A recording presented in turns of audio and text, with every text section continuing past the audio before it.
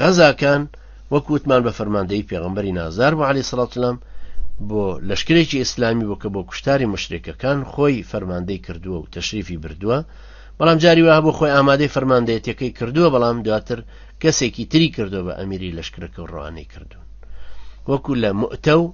ذات السەلاسلە ڕوویداوە. غەزاکانیش طبعاً زۆرن، بەڵام بەناو بانگەکانیان غەزای گەورەی بەدرە، ئوحودە، خەندەقە، ئەحزابە، فەتحی مەککەیە، حونەینە، تەبووکە،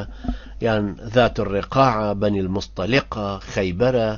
و هەروەها کە ئینشاء الله تعالى لە دەرسەکانی داهاتووە بە حەول و قووەتی خوای پەروەردگار دێین و زۆر بە کورتی باسییان لێوە ئەکەین. خوای پەروەردگار ئێمەش ئێوەش بجێڕە لە ڕیزی ئەو کەسانێک کە چوونەتە ڕیزی کاروانی پێغەمبەری نازدارەوە عەلەیهی سەڵات وسەلام، و بمان خاتە ڕیزی ئەو کەسانێک کە ئەم پێغەمبەرە نازدارە خۆی و پەیام و سیرەی پێغەمبەری سەرەخەن و هەوڵی ژەدەن کە لە ژیانی ڕۆژانەی خۆیانە تەطبیقی بکەن، بەڵکو بە بزاوێکی گەورەی کۆمەڵکاریمان بتوانین ئەم بانگەوازەی پێغەمبەری نازدار عەلەیهی سەڵات وسەلام سەر لەنوێ لە کۆمەڵگەی خۆمانە زیید بکەینەوە و ببوژێنینەوە هەتاکو خوای گەورە ڕەحممان پێکە لە خاکێکە لە ئەرزی واقعە جارێککە نفوز و هێزێکی ئیسلامی وا فەراهەم بێ و دەستەبەر ببێ کە بتوانە شەریعەتی خوای پەروەردگار ڕاپەڕێنێ و دادی خوایی بچەسپێنەوە، خەڵکەکەشی ئەمان و نان و ئەمانیان بداتێ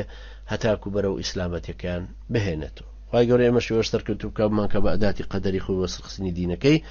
أقول قولي هذا واستغفر الله لي ولكم وجزاكم الله خيرا، والسلام عليكم ورحمة الله